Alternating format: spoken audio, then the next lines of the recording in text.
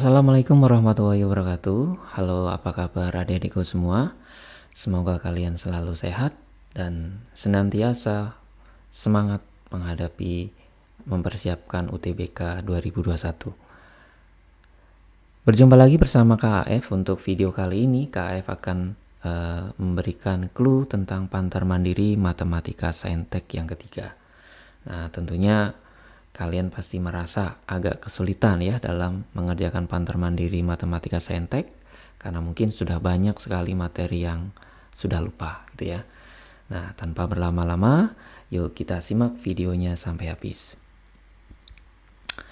Nah, untuk soal yang pertama ini sebenarnya mudah sekali ya. Tanpa kita mencari nilai ABCD-nya, kalian bisa langsung dapatkan ya. Dapatkan yang ditanyakan, yaitu rata-rata 3 nilai terbaik. Caranya adalah kita gunakan saja rumus rata-rata gabungan. Nah, di sini kakak ada 3 kelompok ya. Kelompok yang pertama ini 3 nilai terendah.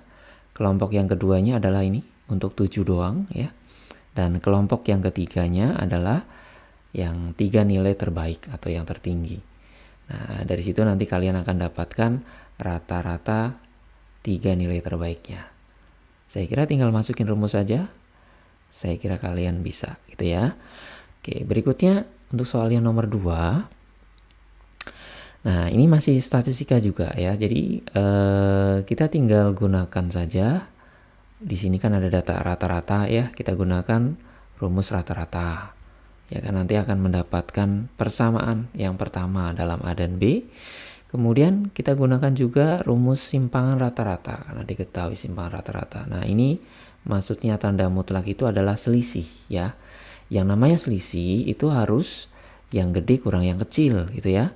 Nah, ingat nanti kalau disebut di sini rata-ratanya 7, berarti untuk selisih misalkan 7 dengan A, berarti ya jangan A kurang 7 tapi 7 kurang A. Pokoknya yang di sebelah kiri 7 itu harus 7 duluan. Tapi kalau yang di sebelah kanan 7, misalkan B, selisihnya dengan 7 ya harus B kurang 7 karena besaran B daripada 7. Gitu ya. Nanti dari simpangan rata-rata akan dapat persamaan yang kedua dalam A dan B. Silakan eliminasi. Nanti akan dapat nilai yang ditanya. Gitu ya.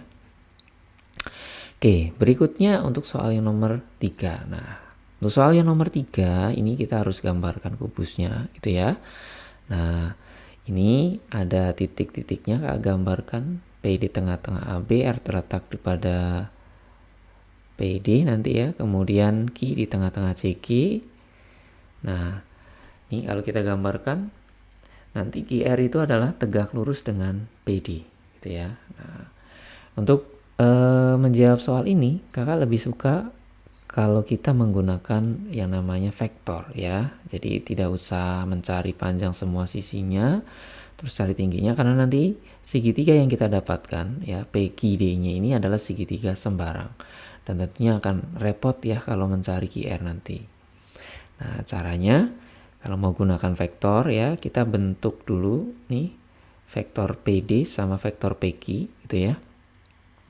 Kemudian kita cari panjang PR, nanti kita akan dapat panjangnya QR. Nah, tahapannya bentuk vektor PD sama PQ. Nah, mungkin kalian bertanya-tanya, Kak, bagaimana cara bikin vektor, ya kan? Nah, nih kakak contohin saja. Kalau misalkan kita mau bikin vektor PD, ya, PD. Vektor PD. Nah, vektor PD, kalau kita perhatikan, P ke D ini arahnya ke kiri apa ke kanan? Nah, P ke D itu arahnya ke kiri ya. Berarti kalau ke kiri, ini kan 1 nih ke kirinya. Nah, berarti dia nanti min 1. Kalau ke kanan plus 1 gitu ya. Kemudian P ke D itu arahnya ke depan apa ke belakang? Nah, kalau kita perhatikan ini ke belakang ya. Ke belakang sepanjang rusuk ya, berarti 2. Nah, kalau ke belakang plus, kalau ke depan min. Kemudian PD ini tidak ada elemen naik atau turun ya, artinya cuma di satu bidang saja, berarti 0 gitu ya Y-nya. Nah, jadi vektor PD begini. Jadi kalau misalkan naik plus, kalau turun min gitu ya, kalau misalkan ada elemen naik sama turun. Ini contoh ya. Nah, kalau PQ silakan kalian buat sendiri. Ini P ke Q itu ke kanan, kemudian ke belakang, kemudian naik 1 ya. Nanti kalian buat sendiri. Nah, setelah terbentuk vektor PD dan PQ, tinggallah dicari panjang PR. Nah, panjang PR itu cara nyarinya dengan menggunakan panjang proyeksi vektor PQ pada PD. Rumusnya PQ.PD dibagi dengan panjang PD. Setelah dapat panjangnya PR, kalian tinggal gunakan Pitagoras buat mencari QR. Tentunya terlebih dahulu kalian cari panjang vektor PQ-nya. Gitu ya. Nah, itu clue untuk soal yang nomor 3. Nah, untuk soal yang nomor 4 ini sebenarnya mudah ya. Kalian tinggal ingat-ingat kembali tentang barisan geometri. Nah, dalam barisan geometri ada rumus suku ke N dan rumus Sn-nya. Kalian jangan sampai lupa. Nah, ini Kakak kasih tambahan clue-nya bahwa untuk persamaan U3 plus U4 sama dengan 9 U1 plus U2, ini kakak sarankan nanti supaya kalian mudah, nanti untuk yang sebelah kiri ya, dari setelah kita ubah dalam A dan R, kalian keluarkan R kuadrat. Nanti pasti ada yang dicoret dengan yang di sebelah kanan. Gitu ya, itu clue tambahannya. Oke, saya kira kalian bisa. Kita lanjut ke soal yang nomor 5. Nah, ini ada suku banyak PX dibagi X kuadrat plus 1, sisanya adalah min 4X plus A. Itu ya. Nah, tentunya soal ini akan mudah kalau kita gunakan cara Horner, tapi kita harus gunakan Horner tingkat 2. Nah, bentuknya seperti ini ya. Mungkin kalian ada yang nggak diajarin nih di sekolah. Nah, coba kasih contohnya nih ya. Kasih contohnya. Nah, misalnya ini.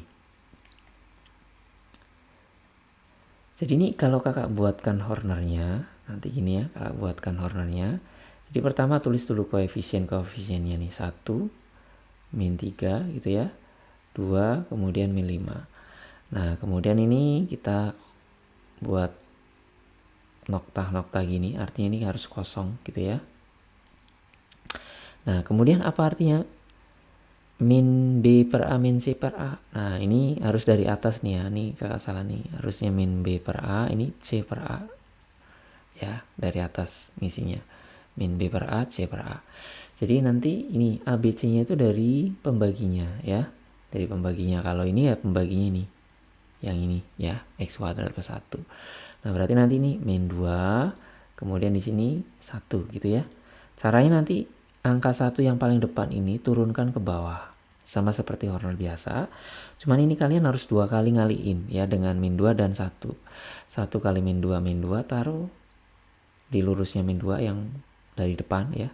1 kali 1 taruh di lurusnya 1 paling depan sini. Kalau sudah tambahkan ya. Ini yang sudah lengkap tambahin min 5. Nah, kemudian kalikan lagi. Nanti dengan min 2 dan 1 berarti nanti ini 10. Kemudian ini min 5. Gitu ya. Nah, ini jadinya adalah 13. Kemudian yang ini adalah min 10. Nah, sisa itu 2 kolom dari belakang. Jadi kalau ditanya apa sisanya? Nah, sisanya nanti ini 13X min 10. Kalau di soal, sisa sudah diketahui. Kalian tinggal samakan koefisien. Berarti nanti yang di sini itu adalah samakan dengan min 4. Sementara yang di sini itu nanti samakan dengan A gitu ya. Nanti kalian akan dapat persamaan dalam A dan B.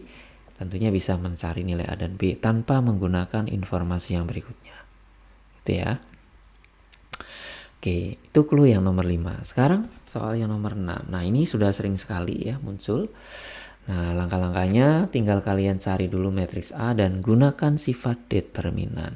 Nah, saya kira kalian sudah paham semua ya sifat determinan ini. Oke, itu clue yang nomor 6 gitu ya. Kemudian yang nomor 7. Nah, di sini ada kata-kata bersinggungan. Kalau kita ingat bersinggungan itu kita harus menggunakan istilah yang disebut dengan diskriminan ya. Nah, tapi terlebih dahulu kalian harus gabungkan dulu kedua persamaannya, kemudian sederhanakan dan bentuk menjadi bentuk kuadrat. Nah, tentunya kita tinggal gunakan hubungan antara kurva ya.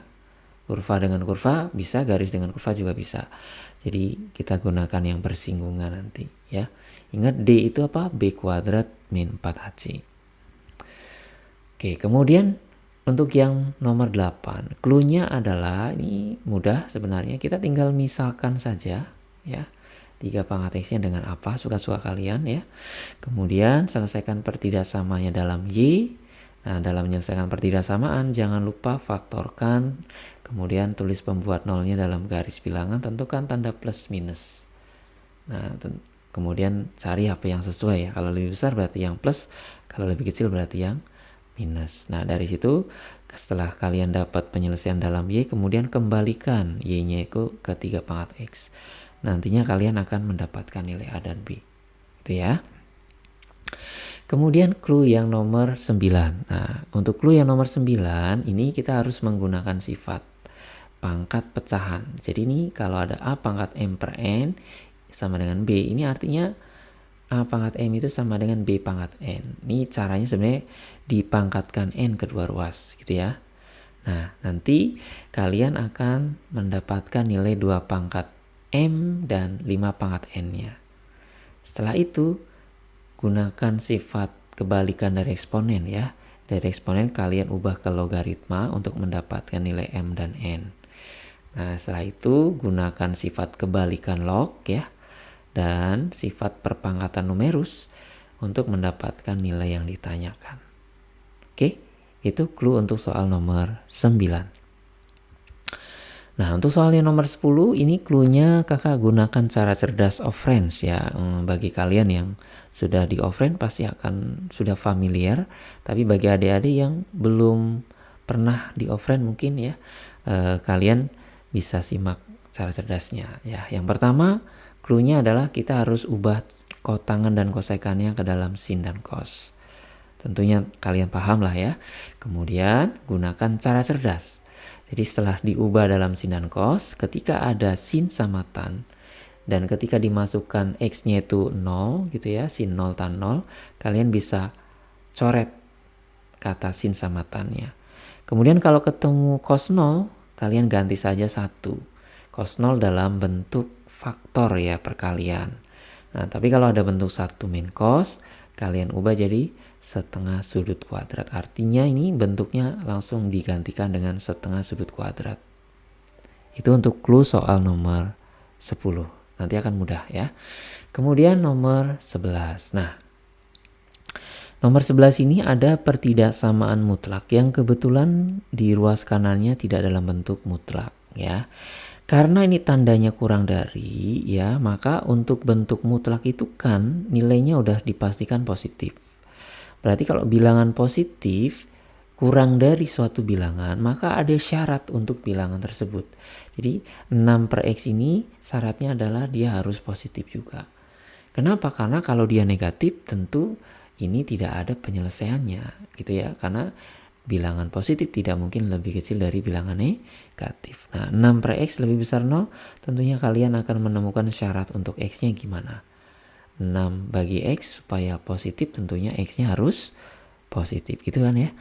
Kemudian nah gunakan nih, ini ceritanya nih kita kuadratkan kedua ruas tapi kakak langsung faktorkan. Nah ini supaya cepat aja ya.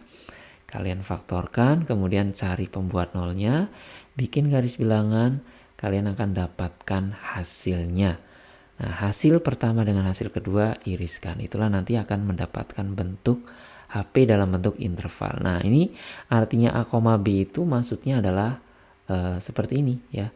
Jadi kalau misalkan 2,3 ini sebenarnya secara penulisan itu sebenarnya 2 lebih kecil X lebih kecil 3. Itu maksudnya ya. Oke. Kemudian clue soal yang nomor 12 yang terakhir ya. Nah, ini caranya sebenarnya tinggal kita kuadratkan saja kedua ruasnya. Dari kedua persamaan ini ya, nanti akan dapat 2 persamaan. Nah, 2 persamaannya tinggal kalian jumlahkan. Nah, tentu akan menemukan bentuk sin kuadrat tambah cos kuadrat, kalian ganti dengan 1. Dan nanti ketika ketemu bentuk sin cos tambah cosin, kalian ubah ke sin X plus Y. Nah, karena pertanyaan maksimum, nanti kalian ubah atau ganti nilai sinnya dengan 1. Nilai maksimum sin 1. Kalau misalnya ditanya nilai minimum, kalian ganti sinnya itu dengan min 1. Nanti akan mendapatkan nilai ini. Itu ya. Oke, itu dia clue pembahasan clue tentang Pantar Mandiri Matematika Saintek yang ketiga. Mudah-mudahan bermanfaat dan tetap semangat mengerjakannya.